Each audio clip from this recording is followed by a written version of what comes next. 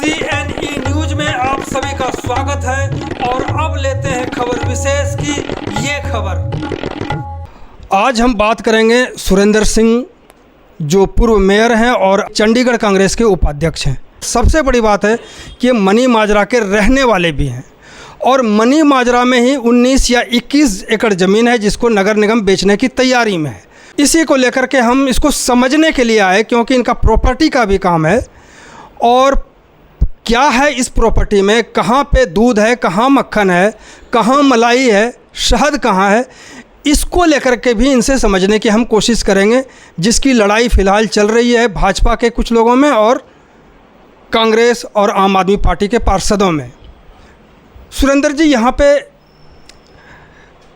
Money माजरा में एक 19 एकड़ एक चंक लैंड है जिसको बेचने की तैयारी चल रही है। कांग्रेस और आम आदमी पार्टी इसका विरोध कर रही है। मधुकर जी नमस्कार। पहले तो मैं आपका CNE न्यूज़ चैनल का स्वागत करता हूं, धन्यवाद करता हूं कि आपने इस सब्जेक्ट पे आज मेरे विचार जानने की कोशिश की है।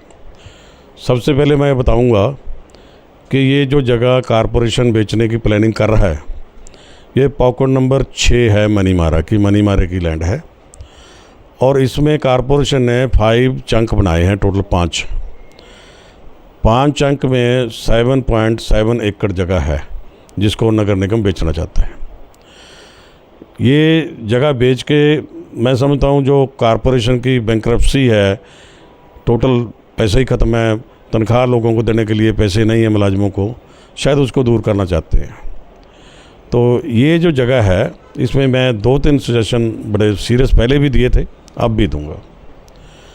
अगर नगर निगम की मजबूरी है, बजट नहीं आ रहा, हमारे टाइम में तो आपने देखा कि कभी हमें ऐसी ज़रूरत ही नहीं पड़ी, कितने डेवलपमेंट के काम हुए जब तक कारपोरेशन में कांग्रेस रही। लेकिन अब सिस्टम ही ऐसा हो गया कि उस चीज़ पे पैसा खर्चा जा रहा है जहाँ ज़रूरत नहीं है और जहाँ ज़रूरत है वहाँ पे के लिए पैसा नहीं है। ये आज समस्या है नगर निगम की। तो इसमें मैं 2-3 बातें कहूँगा कि अगर ये जगह बेचनी है तो पहले तो इसका ग्लोबल टेंडर होना चाहिए, कोई छोटा मोटा टेंडर नहीं होना चाहिए। मल्टीनेशनल कंपनी बिडर तभी आएगी अगर आप इसका ग्लोबल टेंडर करोगे। बिल्कुल। दूसरी बात, अगर हम ये कहें जी 5 के 5 अंक आज ही बेच देंगे, ये बात गलत है।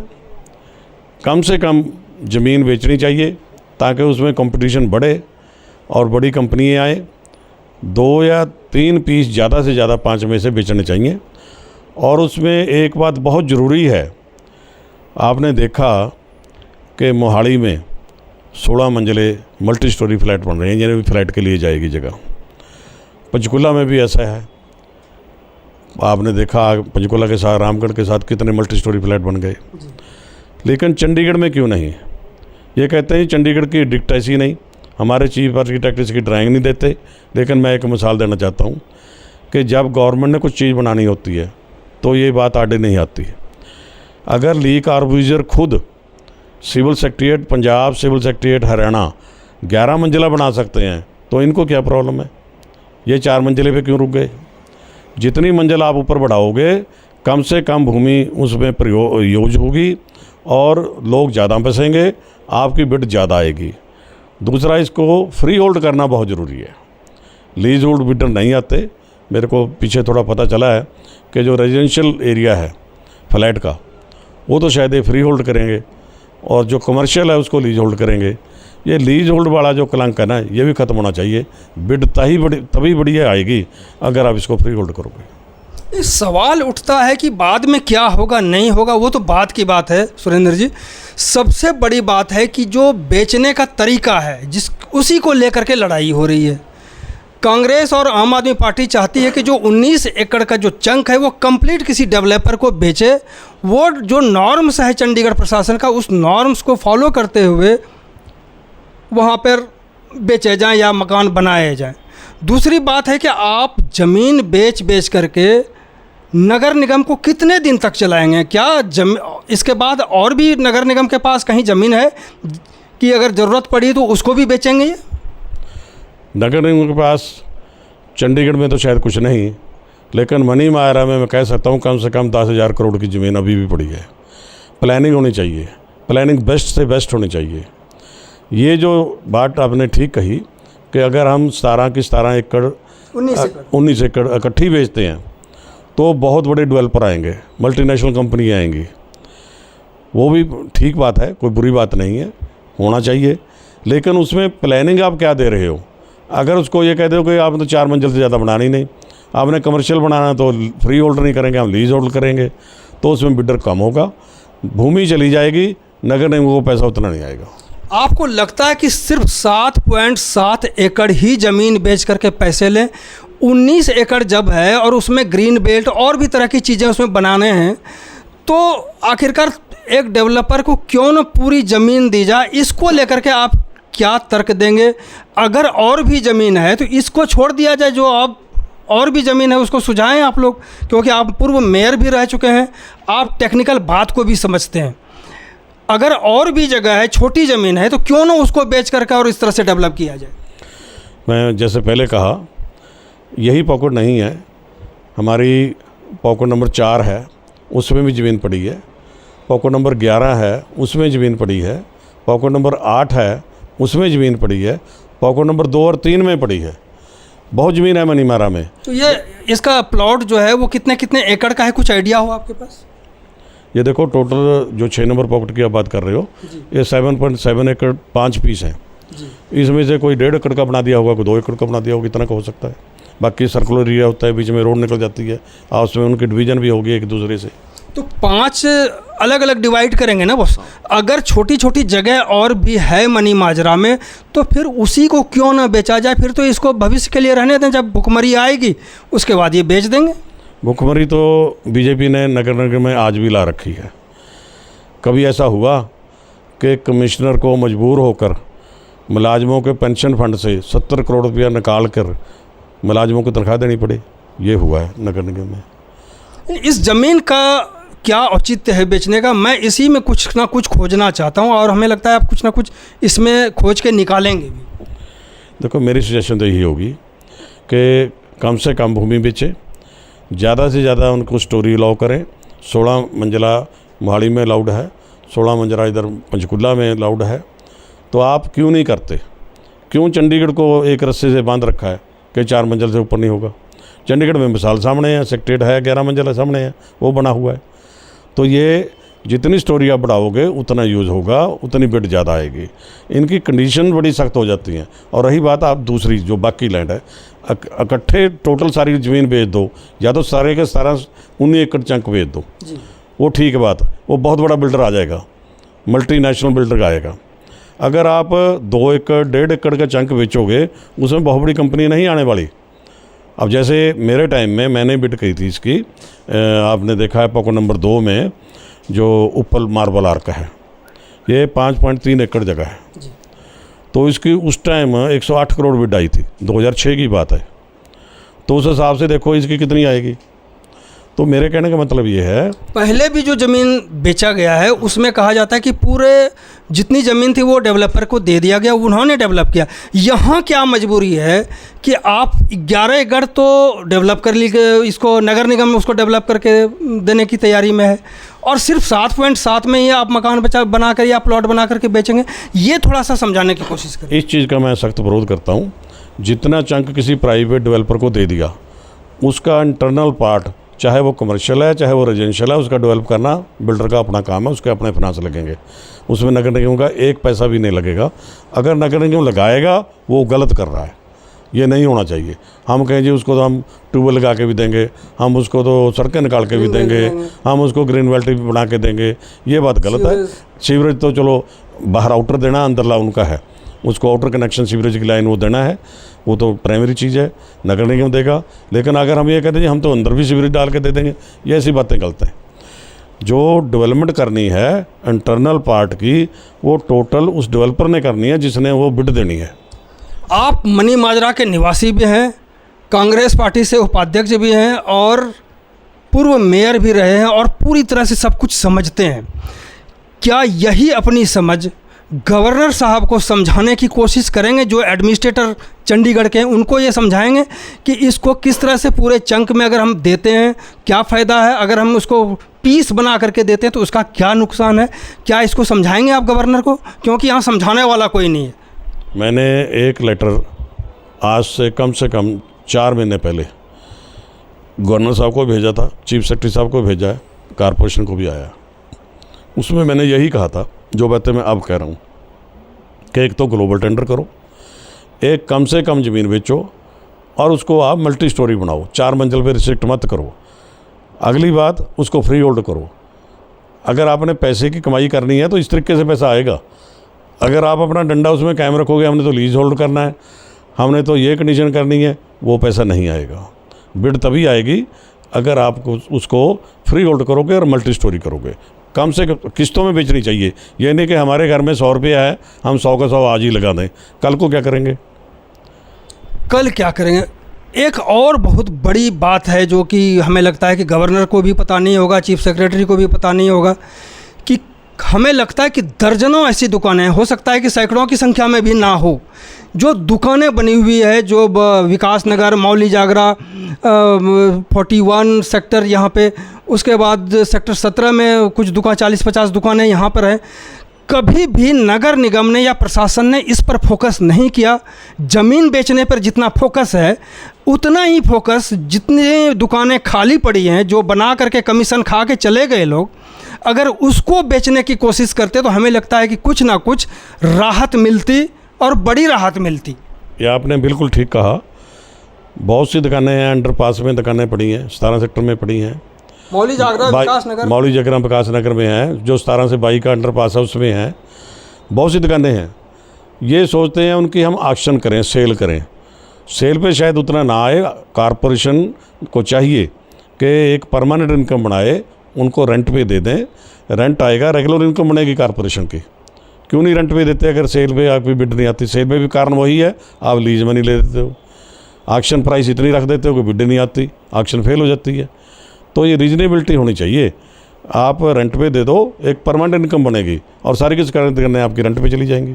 सवाल उठता है कि जब इन दुकानों का निर्माण हुआ, करोड़ों रुपये लगा करके जिसके कारण आज फाइनेंशियल क्रंच है, जब इतनी सारी चीज़ें आपने बना के तैयार किया तो क्या बिना सर्वे, बिना कोई योजना, बिना कोई प्रोजेक्ट तो कमीशन खाने तक है कि दुकान बन गया, जो कमीशन खाना था वो खा लिए, उसके बाद इस दुकानों को हम कैसे बेचें, किस तरह से रेंट पे लगाएं? हमने कुछ अधिकारियों से बात करी थी, बहुत पहले की बात है, वो अधिकारी आज उधर शायद गवर्नर हाउस में भी वही हैं आजकल। उनसे जब हमने पूछा तो कहा कि रेंट पे अगर हम देते हैं तो हो सकता है बेईमानी कर जाए, और अगर हम बेचते हैं तो वो रेट नहीं आ रहा है। तो जब बेईमानी कर जाएगा लोग, फिर तो आप क्यों दुकान बनाया आपने? क्यों फिर कुछ करना है? फिर रहने दो जैसे रहना है, चलने दो जैसे चलना है। देखो, एक चीज़ मैं और कहूँगा, जब हमारी कारपोरेशन में कांग्रेस की कारपोरेशन थी 2015 से पहले जी, हमारे जितने भी मेयर आए सभी ने दिल जान से पूरा काम किया, और हमारा जो डेवलपमेंट का बजट था, जिसको आप कैपिटल हेड करते हो आज, वो हमारा तकरीबन 350-350 करोड़ होता था। बाकी मुलाजमों का खर्चा, बिल्डिंगों, गाड़ियों के खर्चे होते थे, जो परमानेंट फिक्स्ड एसेट्स हैं वो होते थे। वो फिक्स्ड एक्सपेंडिचर करने के बाद 350 करोड़ के आसपास जो हमें बजट मिलता था, उसमें हमने कितने गार्डन बनाए। मनीमारा में देख लो, शिवाली गार्डन बना, पिंक एशिया गार्डन बना 29 में, और 24 सेक्टर में मिनी रोज गार्डन बना 6 एकड़ में। हर सेक्टर में पार्क बने, ट्यूबवेल लगे, कितनी सफाई का इंतजाम हुआ। कभी ऐसी हाहाकार नहीं हुई कि पैसे ही काटनी है।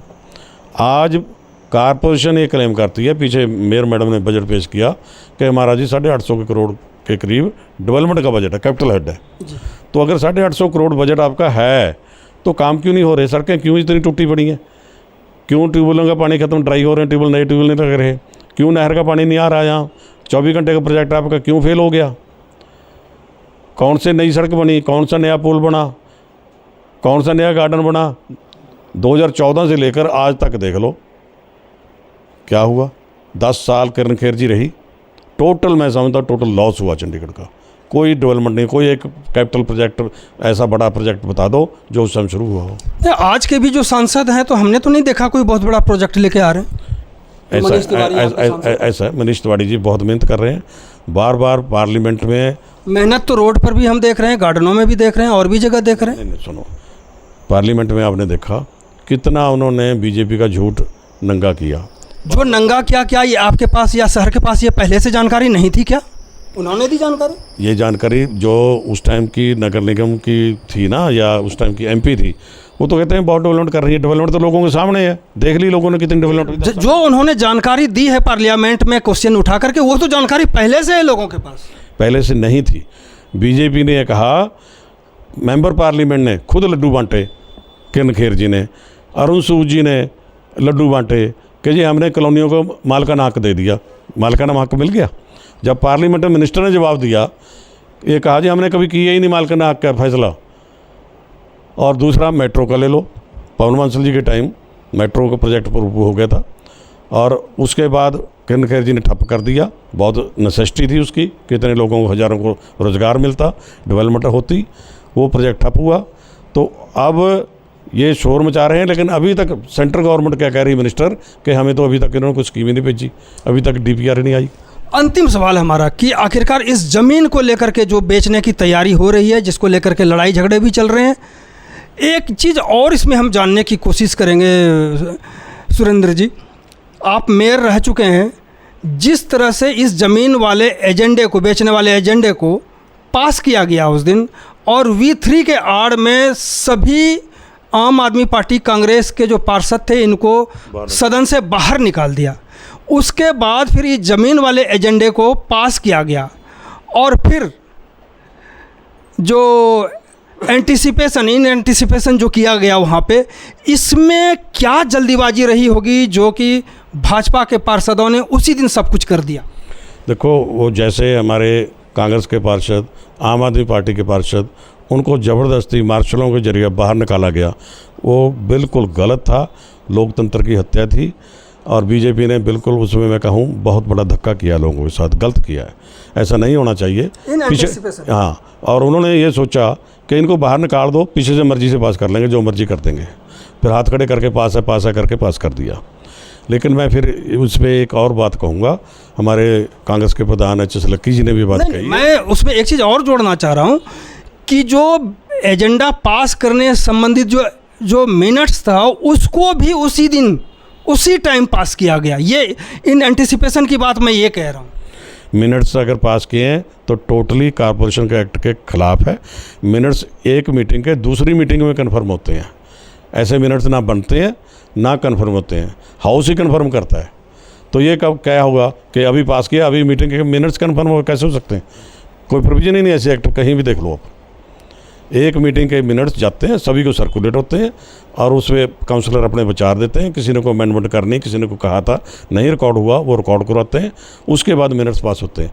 ये तो कोई बात ही नहीं हुई, तो टोटल इलीगल, टोटली। हमारे पास जो यही सूचना है कि इन एंटिसिपेशन हुआ, और इसी के तहत दो एजेंडा भी विपक्षी के अब्सेंट में पास कर दिया, और साथ के साथ मिनट्स भी पास हो गए। तो इसको भी क्या लगता है कि ज़मीन बेचने के पीछे कोई ना कोई और चल रहा है, कुछ ना कुछ? कोई साजिश हो सकती है, कोई ना कोई इनकी अट्टी सट्टी कहीं हो सकती है ऊपर तक। जैसे अब ये आपने देखा 591 करोड़ का बजट, ये जो हमारा 24 घंटे पानी का था, मनीमारा का पायलट प्रोजेक्ट लेके आए थे, वो फेल हुआ। उसमें कोई ना कोई साजिश थी। हमने पहले ही कहा था 24 घंटे पानी दे ही नहीं सकते, ना किसी ने मांगा है, ना किसी को ज़रूरत है। अब 2-3 घंटे सवेरे दे दो, 2-3 घंटे शाम को दे दो, पानी सफिशिएंट था। ये इसमें अब ऐसे ये भी एक जो ये आज ज़मीन की बात कर रहे हो, मैं इसमें ये कहूँगा, ये जो उन्होंने पास किया जिस तरीके से, टोटल गलत था बीजेपी का। ये हाई हैंडेडनेस थी, प्रजातंत्र की हत्या थी, ऐसे नहीं होना चाहिए। और एक मैं और बात ऐड करना चाहता हूँ इसमें, टोटल 10 साल 12 साल जितने भी बीजेपी रही है कॉरपोरेशन में, इसका एक वाइट पेपर इशू होना चाहिए। ये बताएं कि वो नगर निगम जो 350 साढ़े 300 करोड़ के डेवलपमेंट फंड से इतनी डेवलपमेंट करता रहा, तो इनको इतना पैसा आया, 800 करोड़ का क्लेम करते हैं, तो 10 साल में डेवलपमेंट क्यों नहीं हुई? पैसा कहाँ गया? वो किस तरीके से किसने पैसा खाया, उसकी इंक्वायरी होनी चाहिए हाई लेवल। एक पूरा वाइट पेपर इसका इशू होना चाहिए, तभी लोगों को पता लगेगा कि बीजेपी क्या करती है, उसमें पाउच कुछ निकलेगा। तो कुल मिलाकर के ये जो ज़मीन बेचने वाली बात चल रही है मनी माजरा का 7.7 एकड़ जो है, इसको लेकर के भी कहीं ना कहीं आप आशंकित हैं कि कुछ ना कुछ चल रहा है। जिस तरह से एजेंडा पास हुआ, फिर इन एंटिसिपेशन हुआ। एजेंडे से बिल्कुल बू आती है। क्या ज़रूरत थी इनको हमारे पार्षदों को बाहर निकालो, क्या ज़रूरत थी आम आदमी पार्टी को बाहर निकालो, उनके विचार लेते। वो भी लोगों ने चुनकर भेजे हैं, उनको क्यों निकाला गया? और उसमें इतनी क्या जल्दी थी कि अभी पास कर दो, अभी मिनट्स भी कंफर्म कर दो, जैसे आप कह रहे हो। ये गलत हुआ, हमें जानकारी यही है। ये इलीगल हुआ, अगर हुआ है इलीगल हुआ, गलत हुआ। कॉर्पोरेशन के एक्ट में ऐसी कोई प्रोविजन नहीं है कि जब भी मिनट आप कंफर्म कर दो। मिनट सर्कुलेट होते हैं सभी काउंसलर को। आप बताओ, जो काउंसलर वहाँ नहीं थे, क्या उनको वो मिनट्स गए? मिनट तो सर्कुलेट ही नहीं हुए, कन्फर्मेशन कैसे होगी? फिर क्या जो उस मीटिंग को रद्द करवाने की ज़रूरत है? क्योंकि विपक्ष के सामने यानी जितने भी पार्षद थे मौजूद थे वहाँ, उसके पहले जितने भी एजेंडे पास हुए होंगे वहाँ तक तो माननीय कहते हैं कि हैं, लेकिन जिस तरह से इनको बाहर करके और फिर एजेंडे पास हुए, कहता वो इनवैलिड होने चाहिए इस तरह, या मीटिंग को ही रद्द किया जाना चाहिए, ऐसी मांग है। देखो, कम से कम अगर मीटिंग में और एजेंडे डेवलपमेंट के पास हुए हैं, उनके बारे में तो मैं बात अभी नहीं करूँगा। अगर ये एजेंडा ऐसा ही पास हुआ है और दिख ही रहा, ये पता लगा, पेपरों में सारे मीडिया ने लिखा कि हमारे पार्षदों को बाहर निकाला गया, तो अगर ये ऐसा हुआ है तो हमारे पार्षदों को, आम आदमी पार्टी के पार्षदों को मीटिंग में जाकर ये करना चाहिए कि वो एजेंडा हम रद्द करते हैं, दोबारा उस पर डिस्कशन हो, डिटेल डिस्कशन हो। तो सुरेंद्र सिंह जी ने जो बताया आप लोगों ने सुन लिया है, और हमें लगता है कि ये चंडीगढ़ के प्रशासन जो हैं या प्रशासक हैं वो भी सुनेंगे, और नगर निगम में भी जो बैठे लोग हैं वो भी सुनेंगे। अब देखने वाली बात होती है कि आखिरकार ज़मीन को किस तरह से ये बेरहमी से बेचेंगे या फिर थोड़ा हिसाब किताब लगा के बेचेंगे। बहुत बहुत धन्यवाद आपका बात करने के लिए। थैंक यू जी, थैंक यू। CNE न्यूज़ में आप सभी का स्वागत है, और अब लेते हैं खबर विशेष की ये खबर।